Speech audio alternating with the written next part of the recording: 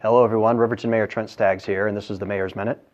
Wanted to be able to highlight a few things going on here this week. We obviously are in the middle of a legislative session that's going to run till mid-March. There are a number of bills that, as always, that could potentially impact us or that might impact us. One has to do with secondary water, Senate Bill 52, we're taking a close look at. It would require a meter on all secondary water connections. There are a number of other things that have to do with housing, with transportation.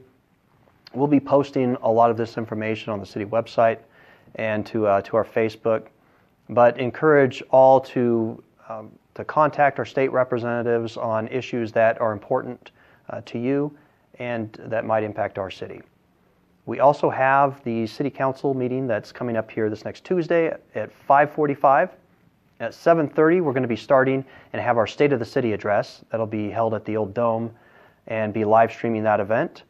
I'll be giving a State of the City along with our City Council members. We'll be also having their reports and encourage everybody to take a look at that as we stream that online. A few of the things upcoming.